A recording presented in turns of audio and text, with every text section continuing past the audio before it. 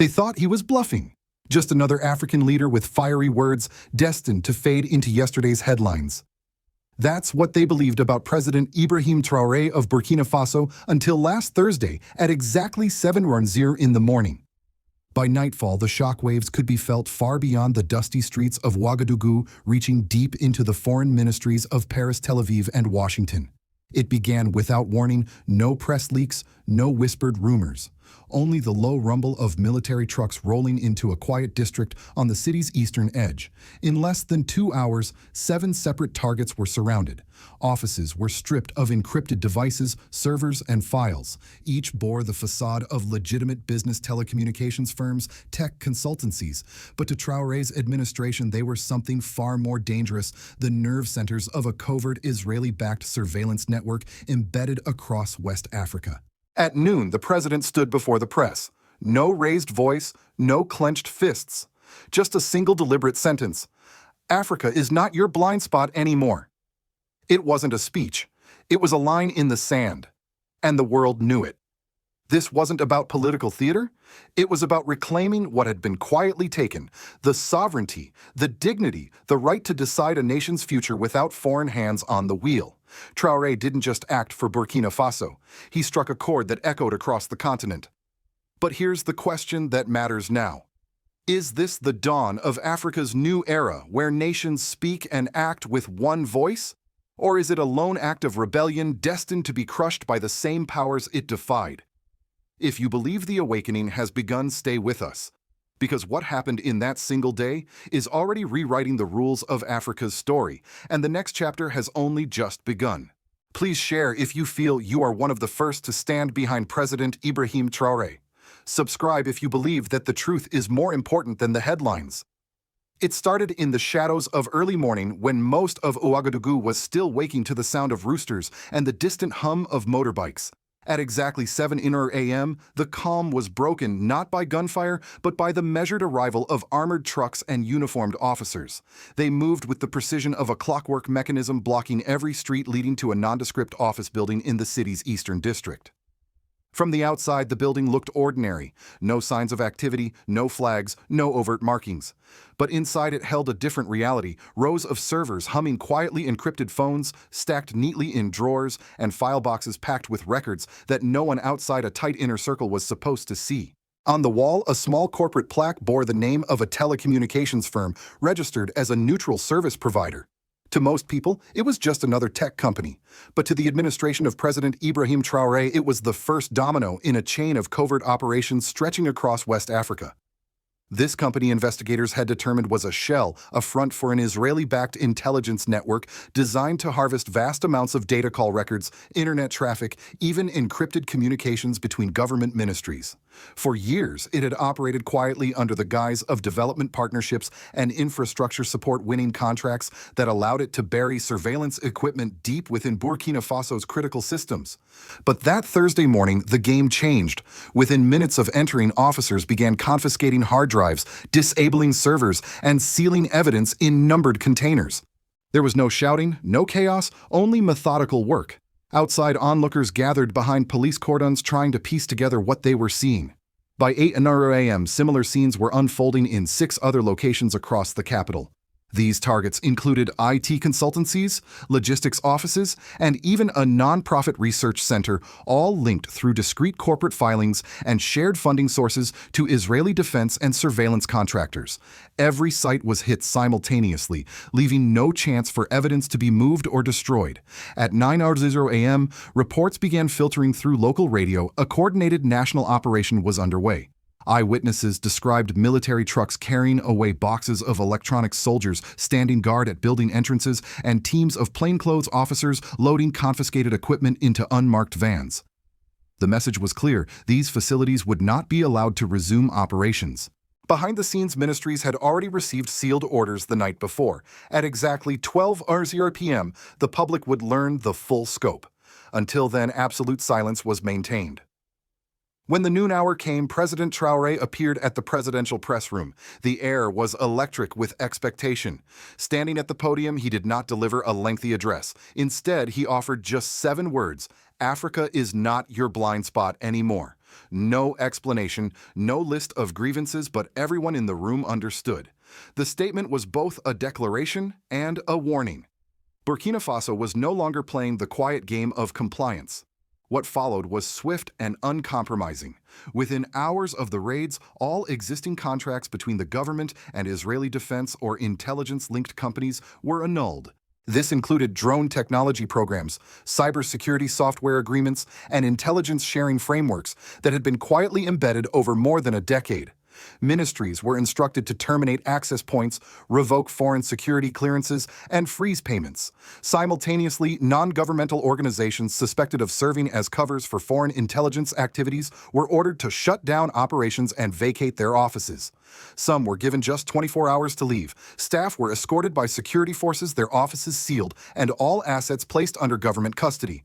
Perhaps most symbolically, foreign diplomats known to have intelligence backgrounds were declared persona non grata. There were no names read on national television, but the images told the story. Convoys of embassy cars loaded with boxes, Israeli consultants escorted under military guard, communications equipment being crated and shipped. By the time the afternoon sun began to fade, the capital had undergone a transformation. Entire blocks of the city that once housed foreign development projects were now under government control. No shots had been fired. Not a single protest erupted. Yet the operation had dismantled years of covert infrastructure in less than a day. In one decisive morning, President Ibrahim Traoré had done something rare in the modern political world. He had acted without warning, without negotiation, and without leaving room for reversal. And as the dust settled over Ouagadougou, it became clear this was not an isolated security sweep. It was the opening move in something far larger. The hours following the raids were a test of resolve, and President Ibrahim Traoré showed no sign of hesitation.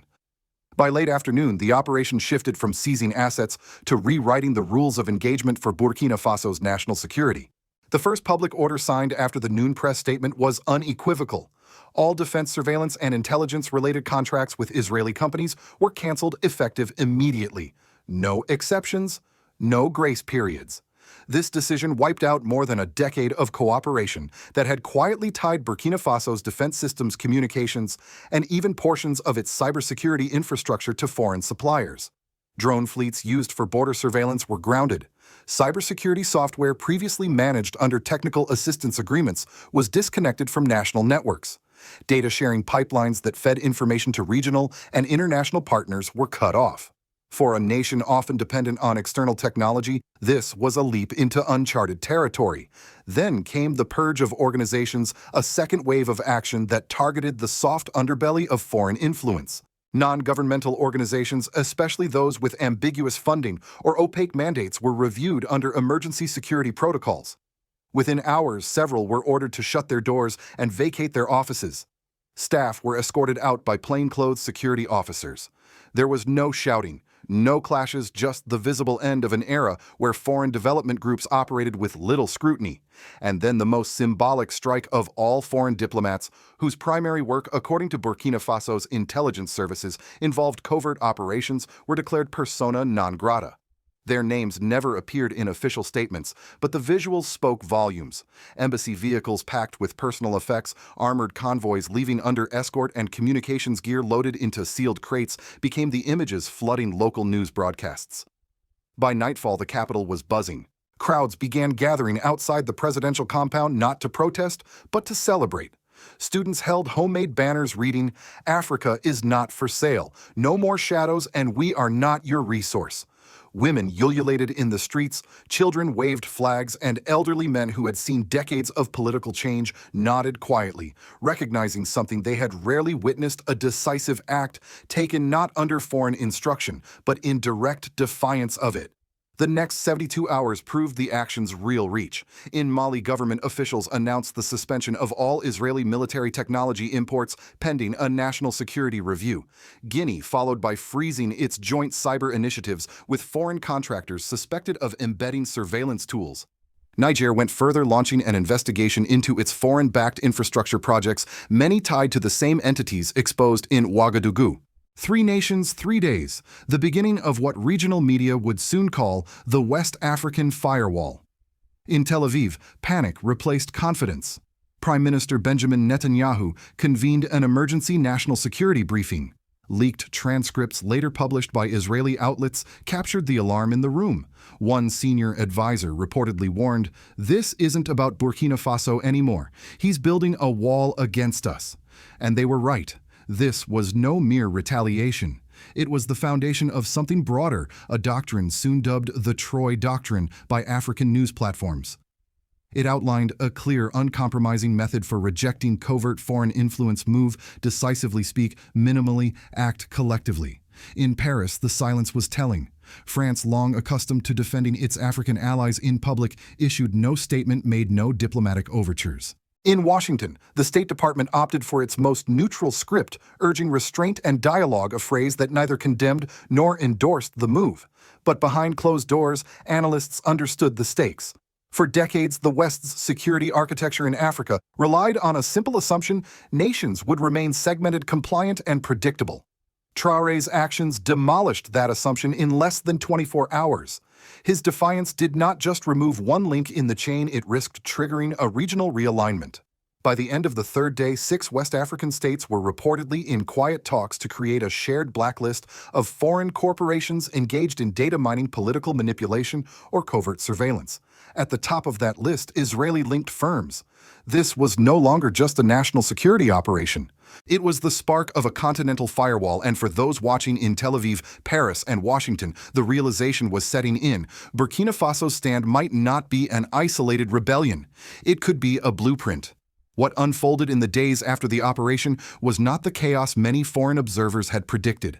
There were no mass protests, no investor stampedes, no scenes of panic in the streets. Instead, something far rarer emerged in Burkina Faso's political and social life: a sense of clarity. Across Ouagadougou, conversations shifted. In marketplaces, vendors spoke about the president's words as if they were a personal vow to each citizen. At university campuses, students debated the meaning of sovereignty not just in textbooks, but in the context of their own digital lives and national security. Radio hosts described the move not simply as a political act, but as a psychological liberation, the removal of an invisible weight that had long pressed on the country's collective mind. For years, many in Burkina Faso had suspected that critical decisions were being shaped somewhere outside their borders. Now, those suspicions were not only confirmed, but confronted head-on. By dismantling the covert networks, Traoré had not just closed offices and terminated contracts, he had publicly reclaimed decision-making power. The civilian response was overwhelmingly positive. Young men and women volunteered to join community watch groups eager to protect the country's new digital borders. Civil society organizations, the genuine locally run ones, offered to partner with the government to audit other foreign projects for hidden risks. In rural areas where foreign aid projects had often been the only visible sign of outside engagement, villagers began asking hard questions about who really benefited from those initiatives. Politically, the move consolidated Traoré's position in ways even his closest advisors may not have anticipated. Opposition voices that had previously criticized his administration for centralizing too much power now found themselves in an awkward position to challenge his actions, risked appearing to side with foreign interests over national sovereignty. As a result, parliamentary debates shifted from questioning the decision to discussing how best to strengthen the protective measures it had set in motion. On the diplomatic stage, Burkina Faso's stance carried risks. Israeli retaliation, whether through economic pressure or diplomatic isolation, was a real possibility. Western governments, while publicly restrained, could quietly slow aid flows, limit access to technology, or push for sanctions under the guise of concerns over stability. Traoré's team was aware of these dangers. Behind the scenes, they worked to shore up alliances with regional partners, particularly Mali, Niger, and Guinea, to create mutual defense pacts not just in military terms, but in economic and technological resilience. Inside the African Union, the political ripple effects were beginning to show. Member states that had long accepted foreign intelligence partnerships without question were now debating their costs. The AU Commission circulated a draft resolution recognizing sovereign resistance to covert foreign interference as a legitimate act of self-defense under the Union's charter. If adopted, this would be a diplomatic shield for leaders willing to follow Burkina Faso's example. Yet perhaps the most profound change was intangible, a shift in how ordinary citizens viewed their place in the national narrative. In a country where generations had been told to be grateful for outside assistance, people were now speaking about self-reliance as a matter of pride, not necessity. The idea that Burkina Faso could say no to a global power and still stand was intoxicating. Of course, challenges lay ahead. Building indigenous capacity to replace foreign surveillance and defense systems would take time and resources. The economic gap left by the sudden termination of contracts would need filling. But for the moment, those concerns were overshadowed by the feeling that the nation had taken a step toward defining itself not as a pawn on someone else's chessboard, but as a player in its own right. In the words of one elder interviewed on national radio, they always told us we were too small to decide for ourselves. This week, we decided anyway. From Washington's vantage point, the events in Ouagadougou were unsettling in more ways than one. Publicly, the State Department's statement was predictable, a carefully worded appeal for restraint and dialogue that avoided taking sides. But behind closed doors, U.S. analysts were blunt. What President Ibrahim Traoré had done was not just a blow to Israel's covert networks. It was a challenge to an entire foreign policy framework the West had relied upon for decades. For the United States, Africa has long been viewed as both a security partner and a strategic buffer, a place where alliances could be maintained quietly, where intelligence flows could be managed without the kind of public scrutiny faced in Europe or Asia. Burkina Faso's actions threatened that balance. If one small nation could dismantle an entrenched intelligence presence in less than 24 hours, what would stop others from doing the same? American think tanks began producing rapid response briefs. Some argued that Washington should re-engage with Ouagadougou, offering transparent partnerships to avoid losing influence entirely. Others warned against appearing to reward what they called a nationalist precedent that could undermine U.S. operations across the Sahel. The underlying fear was clear. If Traoré's model spread, the United States could face a coordinated African stance on sovereignty that would be far harder to negotiate with than individual isolated states. In Europe, the reaction was more cautious, but no less concerned.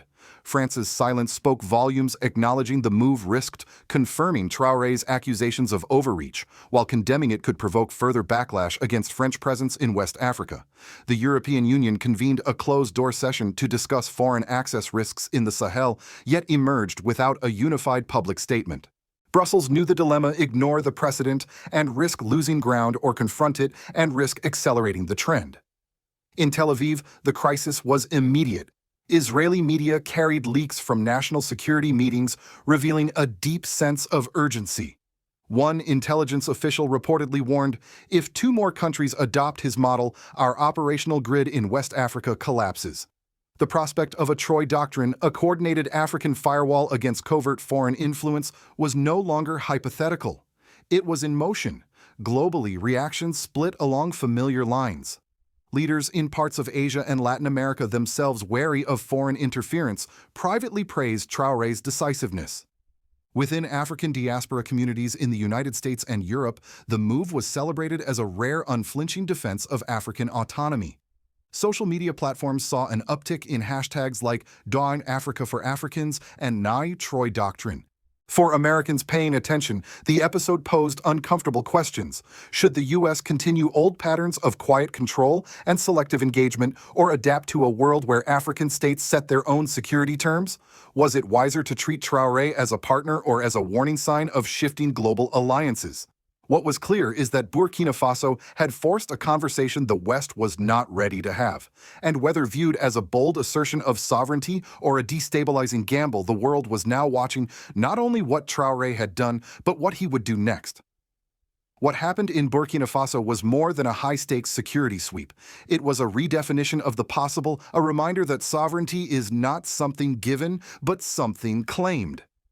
In less than 1 day, President Ibrahim Traoré dismantled a covert network that had taken years to build, and in doing so, he exposed a deeper truth. Modern power doesn't always arrive with armies or airstrikes. It often comes quietly hidden in contracts, aid programs, and technical assistance that carry invisible strings.